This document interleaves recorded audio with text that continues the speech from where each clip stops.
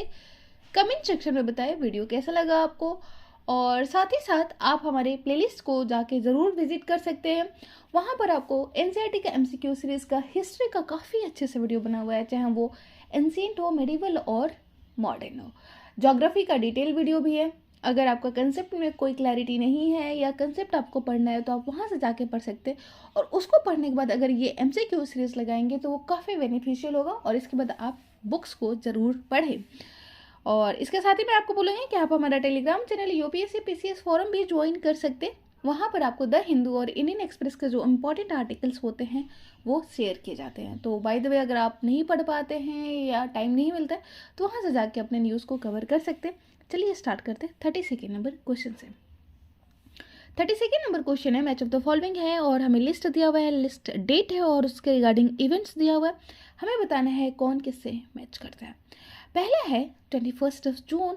21 जून क्या बताता है? तो 21 जून जो है वो समर सॉल्स्टिस है, और ये हमें कहाँ देखने को मिलता है? ये हमें नॉर्दर्न हेमिस्फीयर में देखने को मिलता है। 22 दिसंबर विंटर सॉल्स्टिस है, और ये हमें कहाँ देखने को मिलता है? ये हमें सदर्न हेमिस्फीयर में देखने को मिलता है। 22 दिसंबर को क्या होता है?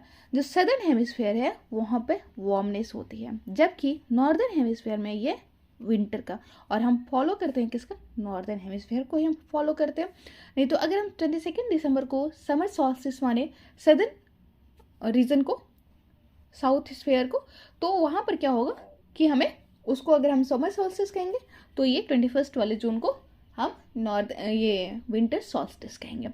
23 सितंबर क्या होगा फिर? 23 सितंबर होगा आपका ऑटम इक्विनॉक्स, एंड 21 मार्च हो जाएगा आपका स्प्रिंग इक्विनॉक्स। हमारा राइट आंसर हो जाएगा ऑप्शन नंबर बी। एक बार एक्सप्लेनेशन भी देख लेते हैं। 21 जून सदर्न हेमिस्फीयर एक्सपीरियंस करता है विंटर सीजन, ठीक है, और समर सीजन एक्सपीरियंस होता है कहाँ पे? नॉर्दर्न हेमिस्फीयर में। At that point of time position जो होता है अर्थ का वो समर सॉल्स्टिस यानी नॉर्दर्न हेमिस्फीयर में होता है। 22 दिसंबर ट्रॉपिक ऑफ कैप्रिकॉर्न पे रिसीव करता है डायरेक्ट रे, और 21 जून को ट्रॉपिक ऑफ कैंसर जो होता है वो रिसीव करता है डायरेक्ट रे। मैंने बताया है ये इक्वेटर होता है, 0 डिग्री लैटिट्यूड होता है। यहाँ पे 23.5 जो होता है ट्रॉपिक ऑफ कैंसर होता है। ट्रॉपिक ऑफ कैप्रिकॉर्न हमें सदर्न रीजन में देखने को मिलता है 23.5, ठीक है। तो ये सारी चीज़ें आपको पता है। नेक्स्ट जो है, लार्जर पोर्शन जो सदर्न हेमिस्फीयर गेट्स जो होता है वो लाइट प्राप्त करता है। कब? 22 दिसंबर को सदर्न हेमिस्फीयर लार्जर पार्ट जो होता है वो लाइट प्राप्त करता है, लेकिन नॉर्दर्न हेमिस्फीयर में जो होता है वो विंटर होता है, ठीक है, और इसीलिए इसको बोलते हैं विंटर सॉल्स्टिस। 23 सितंबर को क्या होता है? डायरेक्ट रेज जो होता है वो कहाँ पे फॉल होता है? वो आपका इक्वेटर पे फॉल होता है, ठीक है। डायरेक्ट रेज जो होता है वो कहाँ पर होता है? इक्वेटर वाले रीजन पे होता है, और इसको बोलते हैं इक्विनॉक्स। और इस टाइम पे क्या होता है? ये ऑटम सीजन होता है नॉर्दर्न हेमिस्फीयर में, और स्प्रिंग सीजन होता है सदर्न हेमिस्फीयर में, और इसीलिए इसको बोलते हैं ऑटम इक्विनॉक्स। 21 मार्च को अपोजिट केस होता है 23 सितंबर के, और इसमें स्प्रिंग सीजन होता है नॉर्दर्न हेमिस्फीयर में, और सदर्न हेमिस्फीयर में होता है आपका ऑटम सीजन। और इसी वजह से इसको बोलते हैं, क्योंकि हम मानते हैं किसको? एक स्टैंडर्ड जो लेते हैं हम नॉर्दर्न हेमिस्फीयर को लेते हैं, और इसी वजह से हमारा जो 21 मार्च जो होता है वो क्या होता है? Spring season. 33 नंबर क्वेश्चन देख लेते हैं। On which of the following days the length of the day and night on the north pole and south pole will be exactly the same. तो वो कौन सा दिन होगा? तो वो इक्विनॉक्स वाला जो पोजीशन होता है जहाँ पर जो सनलाइट होता है वो डायरेक्टली पड़ता है किस पे? इक्वेटर पे, ठीक है। इक्वेटर पे जब सनलाइट डायरेक्ट पड़ता है तो वो इक्विनॉक्स वाला रीजन टाइम होता है, और उस टाइम क्या होता है? नॉर्दर्न और सदर्न पोल पे जो लाइट पड़ता है एग्जैक्टली जो होता है वो सेम होता है। मतलब नाइट जो होता है और डे जो होता है नॉर्दर्न और साउथ पोल पे वो सेम होता है, ठीक है। तो हमारा आंसर हो जाएगा क्या? 21 मार्च। अगर यहाँ पे होगा 23 सितंबर तो वो भी हमारा आंसर होता है। तो 21 मार्च को क्या होता है? लेंथ जो होता है डे और नाइट का नॉर्थ पोल और साउथ पोल पे एग्जैक्टली सेम होता है। और during the spring and autumn equinox, जो कि स्प्रिंग इक्विनॉक्स होता है 21 मार्च को, ऑटम इक्विनॉक्स होता है 23 सितंबर को, और सन जो होता है एग्जैक्टली ओवरहेड कहाँ पे होता है? एग्जैक्टली ओवरहेड होता है आपके इक्वेटर पे। और उसी टाइम पे जो नॉर्थ और साउथ पोल का जो रीजन है वहाँ पे सन से डिस्टेंस सेम पड़ता है और वहाँ पे लाइट भी सेम पड़ती है, इसीलिए वहाँ पर डे और नाइट भी होता है सेम। ठीक है, ऑप्शन नंबर सी हो जाएगा हमारा right answer. 34th number question देख लेते हैं। Rotation of earth in its elliptical orbit causes seasonal earth. हमने देखा था कि रोटेशन जो अर्थ होता है इलिप्टिकल ऑर्बिट, इसका मतलब क्या हुआ कि हम यहाँ पे रिवोल्यूशन की बात कर रहे हैं। ठीक है, रिवोल्यूशन की बात कर रहे हैं, ऑन इट्स ओन एक्सिस पे नहीं बात कर रहे हैं। Season different in both the northern hemisphere and southern hemisphere, which of the following statement about the season in southern and northern hemisphere are correct. In the month of September, the southern hemisphere has spring season. In the month of June, the northern hemisphere has summer season. In the month of December, the southern hemisphere has winter season. हमें बताना है यहाँ पे कौन सा statement जो है वो करेक्ट है। तो पहली बात तो आप एक चीज़ ध्यान रखेंगे कि ये हमारा सन है और इसके चारों तरफ जो हमारी अर्थ है वो मूव करती है, रिवॉल्व करती है। ठीक है, और जब रिवॉल्व करती है तो क्या होता है कि अगर वो रिवॉल्व कर रही है और यहाँ पर है तो यहाँ पर सनलाइट जो सदर्न हेमिस्फीयर है वहाँ पर डायरेक्टली पड़ रहा है, लेकिन जो नॉर्थ पोल है साउथ पोल पे तो पड़ रहा है लेकिन नॉर्थ पोल पे नहीं पड़ रहा। और ये कब का पीरियड होता है, ये होता है आपका दिसंबर वाला टाइम। ठीक है, जब ट्रॉपिक ऑफ कैप्रिकॉर्न पे लाइट जो है वो डायरेक्ट पड़ती है। तो मंथ जो सितंबर का होता है सदर्न हेमिस्फीयर में, वहाँ पे स्प्रिंग सीजन होता है। ठीक है, स्प्रिंग सीजन। और वहीं अगर स्प्रिंग सीजन बात किया जाए नॉर्दर्न हेमिस्फीयर में तो वो होगा आपका मार्च वाला पीरियड। मंथ ऑफ जून जो होता है नॉर्दर्न हेमिस्फीयर में वो समर सीजन होता है, क्योंकि वहां पे जो सनलाइट पड़ती है वो डायरेक्टली ट्रॉपिक ऑफ कैप्रिकॉर्न के ऊपर, ट्रॉपिक ऑफ कैंसर के ऊपर पड़ती है, इसीलिए यहाँ पे क्या रहता है समर सीजन। लेकिन in the month of December the southern hemisphere has winter. No, summer winter नहीं होता है, समर होता है सदर्न हेमिस्फीयर पे दिसंबर में। ठीक है, इसीलिए हमारा आंसर जो हो जाएगा ऑप्शन नंबर फर्स्ट और सेकंड हो जाएगा और राइट आंसर हो जाएगा हमारा डी। ठीक है, बाकी मैंने समझा दिया है कि 21 मार्च और 23 सितंबर को डायरेक्ट रेस पड़ती है आपके इक्वेटर के ऊपर और ये इक्विनोक्स वाला पोजीशन होता है। और इस दिन क्या होता है कि नॉर्थ पोल और साउथ पोल पे जो डे और नाइट होते हैं वो सेम होते हैं। ठीक है, और नॉर्दर्न हेमिस्फीयर में लॉन्गेस्ट जो डे होता है वो 21 जून होता है, जबकि सदर्न हेमिस्फीयर में जो लॉन्गेस्ट डे होता है वो 22 दिसंबर होता है। ये सब हमने काफ़ी अच्छे से डिस्कस कर लिया और पिछले क्लास में भी हमने काफ़ी अच्छे से पढ़ा था इसको। 35 नंबर क्वेश्चन देख लेते हैं। Which of the following statement is incorrect about the summer solstice. Summer solstice के रिगार्डिंग कौन सा स्टेटमेंट जो है वो करेक्ट नहीं है, तो हमें बताना है north pole of earth has 24 hours daylight. बिल्कुल सही बात है कि नॉर्थ पोल जो होता है वहाँ पर, यहाँ पे मैंने बताया कि ये जो होता है हमारे, एक सेकेंड, ये हमारा सन है और यहाँ पर हमारा अर्थ है। और अर्थ आपको पता है टिल्टेड है 23.5 से, तो यहाँ पे हमारा है नॉर्थ पोल। तो नॉर्थ पोल पूरा यहाँ पे डायरेक्टली लाइट जा रहा है, यहाँ पे है आपका ट्रॉपिक ऑफ कैंसर और ट्रॉपिक ऑफ कैंसर से डायरेक्ट लाइट पड़ रहा है, जबकि साउथ पोल के ऊपर लाइट नहीं पड़ रहा है। तो बिल्कुल समर सॉल्स्टिस में क्या होता है कि नॉर्थ पोल वाले रीजन पे क्या होता है 24 आवर्स डे लाइट होता है। South pole has 24 hours night होता है क्योंकि यहाँ पे लाइट नहीं पहुँच रहा है। Northern hemisphere has autumn season, नहीं समर सीजन होगा ना northern hemisphere. Southern hemisphere has winter season. बिल्कुल, तो ऑप्शन नंबर सी हो जाएगा हमारा इनकरेक्ट, क्योंकि इस टाइम पे क्या होता है कि जो हमारा सन होता है वो कहाँ पर होता है ट्रॉपिक ऑफ कैंसर पे, और ये जो टाइम होता है वो किस चीज़ को बताता है समर सॉल्स्टिस का मतलब होता है समर सीजन है हमारा नॉर्दर्न हेमिस्फीयर पे। तो नॉर्दर्न हेमिस्फीयर में 21 जून को टिल्टेड टुवर्ड द सन और रेज जो पड़ता है डायरेक्टली किस पे पड़ता है, डायरेक्टली पड़ता है ट्रॉपिक ऑफ कैंसर पे, और ये जो एरिया होता है वो बहुत ज़्यादा हीट को रिसीव करता है। Since large portion of northern hemisphere is getting light from the sun, it is summer in the north and winter in the south. The largest day and shortest night at this place occur on the 21 June. तो ध्यान रखेंगे 21 जून को क्या होता है largest day होता है और शॉर्टेस्ट नाइट होता है कहाँ पे नॉर्दर्न हेमिस्फीयर में, यानी समर सॉल्स्टिस का जो पीरियड होता है। और सदर्न हेमिस्फीयर में इसका रिवर्स पोजीशन होता है। 36 नंबर क्वेश्चन देख लेते हैं। The winter solstice occur on 22nd of December during winter solstice. Which of the following phenomena can be observed in the southern hemisphere? ध्यान रखेंगे समर और विंटर का जो solstice है ये हम डिसाइड करते हैं as per the standard of the northern hemisphere. हम नॉर्दर्न हेमिस्फीयर को ही स्टैंडर्ड मान के चलते हैं। जब वहाँ पे समर रहता है तो हम उसको समर सॉल्स्टाइस बोलते हैं। जब नॉर्दर्न हेमिस्फीयर में विंटर रहता है तो हम उसको विंटर सॉल्स्टाइस कहते हैं। ठीक है, तो length of the days will be longer in the southern hemisphere, बिल्कुल, क्योंकि यहाँ पे समर सीजन है। Southern hemisphere experiences winter, no, southern hemisphere जो होगा वो एक्सपीरियंस करेगा समर सीजन को, ना कि विंटर सीजन को, क्योंकि ये विंटर सॉल्स्टिस हम डिसाइड करते हैं नॉर्दर्न हेमिस्फीयर के regarding. South pole has 24 hours day for 6 month, बिल्कुल यहाँ पे लाइट जो है वो कंटिन्यूसली साउथ पोल पे पड़ रहा है और वहाँ पे लाइट जो है 24 आवर्स कहाँ पे पड़ेगा, आपके पोल्स पे पड़ेगा 6 मंथ तक। तो 1 और 3 जो हो जाएगा हमारा राइट आंसर हो जाएगा, ऑप्शन नंबर सी हो जाएगा राइट आंसर। और काफ़ी हमने डिस्कस कर लिया इसको। नेक्स्ट क्वेश्चन देख लेते हैं, 37 नंबर क्वेश्चन देख लेते हैं। और ये एसर्शन और रीजन बेस्ड क्वेश्चन है और यहाँ पे हमें एसर्शन दिया हुआ है all the places on earth will have equal length of days and nights on 23rd of September। The rays of the sun fall directly equator during equinox. हमें बताना है यहाँ पे कौन सा स्टेटमेंट जो है वो करेक्ट है। बिल्कुल पहला एसर्शन तो बिल्कुल करेक्ट है कि जो लाइट पड़ती है वो डायरेक्टली कहाँ पे पड़ती है, डायरेक्टली इक्वेटर पे पड़ती है। और इक्वेटर पे पड़ने की वजह से क्या होता है कि जो सारे प्लेसेस होते हैं वहाँ पे इक्वल अमाउंट में नाइट, इक्वल मतलब टाइम में नाइट और इक्वल डे होता है। ठीक है, इक्वल लेंथ होता है दोनों का, 23rd of September।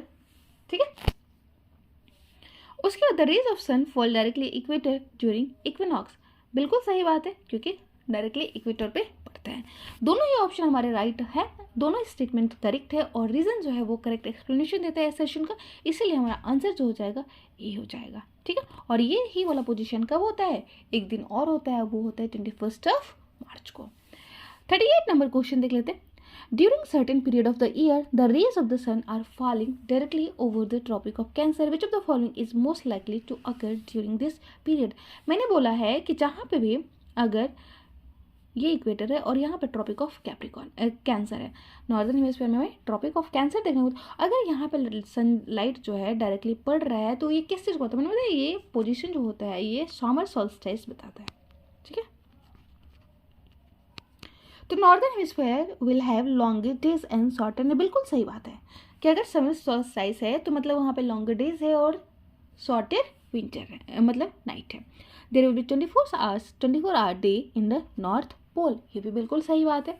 The length of days and nights will be equal at all places, no, it will be happen only on the equinox. ठीक है, इसलिए ऑप्शन नंबर सी जो हो जाएगा हमारा रॉन्ग आंसर हो जाएगा, डी हो जाएगा हमारा राइट आंसर, क्योंकि both A and B are the right answer. ठीक है, तो नॉर्दर्न हेमिस्फीयर में होगा लॉन्गर डेज, शॉर्टर नाइट होगा और वहाँ पे 24 आवर्स डे होगा 24 कहाँ पे, नॉर्थ पोल हेमिस्फीयर पे, क्योंकि 21 जून को रेज जो होता है वो डायरेक्टली फॉल करता है कहाँ पे, ट्रॉपिक ऑफ कैंसर में। ठीक है, और इस टाइम पे जो नॉर्दर्न हेमिस्फीयर जो होती है वो रिसीव करती है बहुत हीट को। ठीक है, 39 नंबर क्वेश्चन देख लेते हैं। Which of the following statement are incorrect about the rotation of earth on its tilted axis. तो टिल्टेड एक्सिस के रिगार्डिंग कौन सा स्टेटमेंट जो है वो इनकरेक्ट है, ये हमें बताना है। इनकरेक्ट स्टेटमेंट एक्चुअली हमें बताना है। The earth rotation on its tilted axis is responsible for causing season on earth, no, मैंने बताया था कि सीजन जो होता है वो किसकी वजह से होता है, वो रिवोल्यूशन की वजह से। जब अर्थ जो है रिवॉल्व करती है सन के अराउंड तो सीजन आकर होता है। ठीक है,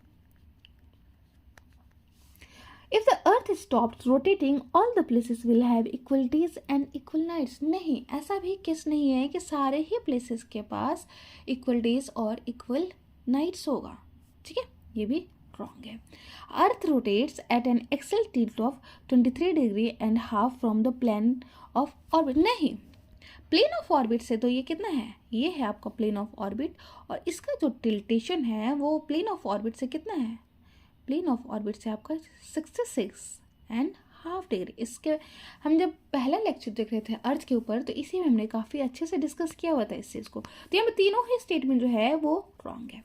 और इसीलिए हमारा जो राइट आंसर हो जाएगा वो डी हो जाएगा, क्योंकि यहाँ पे पूछा जा रहा है इनकरेक्ट स्टेटमेंट। देख लेते हैं एक बार एक्सप्लेनेशन को भी। Revolution of earth around the sun is responsible for causing season on earth. If the earth stops rotating, the portion of earth facing the sun would always experience day, thus bringing continuous warmth to the region. और जो other reason होगा जो सन को experience नहीं करेगा तो वहाँ पे क्या होगा, कोल्डनेस होगा, ठीक है, फ्रीजिंग कोल्ड होगा।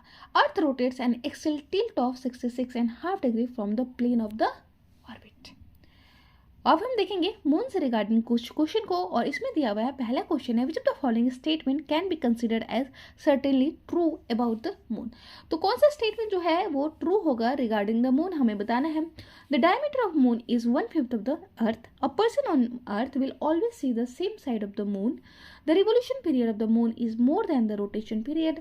Water and soil are present in abundant quantities on the moon. हमें बताना है यहाँ पे कौन सा स्टेटमेंट जो है वो करेक्ट है रिगार्डिंग द मून, ठीक है। तो पहला तो बिल्कुल इनकरेक्ट है, क्योंकि अर्थ का जो डायमीटर है उससे 1/4 जो डायमीटर है वो किसका है, मून का।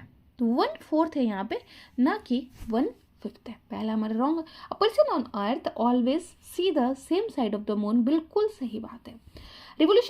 Revolution period of is more than the rotation period, नहीं, रिवोल्यूशन और इनका रोटेशन पीरियड जो होता है लगभग सेम होता है, और इसी वजह से जो हमें मून जो दिखता है वो सेम साइड पे दिखता है हमेशा, ठीक है। Water and soil are present in abundant quantities on the moon. ऐसा भी नहीं है कि वाटर एंड सोइल जो है अबंडेंट क्वांटिटीज में प्रेजेंट है, और इसीलिए तो चंद्रयान जो मिशन है, चंद्रयान 3, आपको पता है कि अभी हमने सॉफ्ट लैंडिंग किया हुआ है मून के सदर्न रीजन में, ठीक है। और हमें पता लगाना है कि जो अनएक्सपोज्ड एरिया है सन से, वहाँ पे वाटर की कितनी अवेलेबिलिटी है, जो हमें फर्दर हेल्प करेगी रिसर्च एंड डेवलपमेंट में, ठीक है। तो हमारा जो आंसर हो जाएगा वो बी हो जाएगा, ठीक है। अर्थ हैज़ ओनली 1 सैटेलाइट, जो कि मून है। आपको पता है मार्स का 2 सैटेलाइट होता है, फोबोस और डीमोस, और मरकरी और वीनस का कोई सैटेलाइट नहीं है। तो डायमीटर जो होता है क्या होता है, ओनली 1/4 होता है अर्थ का। It appear so big because it is nearest to our planet. तो हमें जो मून होता है वो काफ़ी बड़ा सा नजर आता है, क्यों, क्योंकि ये हमारे अर्थ से नज़दीक है, काफ़ी मतलब बहुत सारे जो सेलेस्टियल बॉडी हैं उनके कंपैरिजन में। It is about 3,84,000 kilometre away from us, और ये कितना है, 3,84 kilometre away from us. It revolves around the earth and rotates about its own axis. ये रिवॉल्व करता है अर्थ के अराउंड, जैसे कि हमारी जो अर्थ है वो रिवॉल्व करती है सन के अराउंड, वैसे ही जो मून होता है वो रिवॉल्व करता है अर्थ के अराउंड, और अपने एक्सिस पे भी ये रोटेट करता है, ठीक है। Due to which only one side of moon is available visible to us. और water and soil are not present on the moon, hence the moon does not have favorable condition for life. 41st number question देख लेते हैं। Consider the following statement about the moon. The moon revolves around the earth in a fixed path. Moon appears bright due to reflected light of the sun. The surface of moon is characterized by unevenness. हमें बताना है कौन सा statement जो है correct है। तो यहाँ पर पहले स्टेटमेंट बिल्कुल करेक्ट है कि जो मून होता है वो रिवॉल्व करता है अर्थ के चारों तरफ एक फिक्स्ड पाथ में, जैसे कि अर्थ जो है वो रिवॉल्व करती है सन के around in a fixed path, जो कि एक इलिप्टिकल पाथ होता है। ध्यान रखेंगे इलिप्टिकल पाथ जो है वो एक इमेजिनरी पाथ है, ठीक है। Moon appears bright due to the reflected light of the sun. तो आपको तो एक बेसिक अंडरस्टैंडिंग पता होगा कि जो प्लैनेट्स होते हैं उनके पास खुद का कोई लाइट नहीं होता है। अगर वो चमक रहे हैं, अपीयर्स हो रहे हैं ब्राइटली, तो वो because of the reflection of the light which comes from the sun, और इसी वजह से जो हमारी अर्थ है वहाँ पे भी लाइट अवेलेबल, मतलब आपको ध्यान होगा कि यहाँ पे लाइट का सोर्स क्या है। अगर नेचुरल लाइट की बात करें तो सन है, ठीक है। Sun is the natural source of the light, ठीक है, और only source of the energy, ये आपको पता है। The moon appears bright due to the reflected light of the sun. बिल्कुल सही बात है। Surface of moon is characterized by unevenness. तो surface of जो मून होता है वो uneven है, ये हमें पता है। तो तीनों ही स्टेटमेंट यहाँ पे हमारे करेक्ट हो जाते। ऑप्शन नंबर डी हो जाएगा हमारा right answer. Moon does not have its own light, it gets light from the sun. और जो सन अपीयर होता है ब्राइट क्योंकि रिफ्लेक्ट होता है लाइट का सन से। आपको ये चीज़ बहुत अच्छे से पता होगा कि अगर हम कोई भी चीज़ देखते हैं तो कोई भी चीज़ हमें इसलिए दिखाई देती है क्योंकि उससे जो लाइट रिफ्लेक्ट होती है, ठीक है। तो लाइट जब हमारी आंखों से जाकर रिफ्लेक्ट होती है तभी हमें कोई वस्तु जो है वो दिखाई देती है। The surface of moon is characterise by unevenness as it has mountains, plains, depression, the cast shadow on the moon surface. अब हम पढ़ेंगे लैटिट्यूड और लॉन्गिट्यूड एंड टाइम के बारे में। आज के लिए इतना ही रहने देते। नेक्स्ट क्लास में हम लैटिट्यूड, लॉन्गिट्यूड्स, प्राइम मेरिडियन के बारे में पढ़ेंगे। ठीक है, थैंक यू सो मच।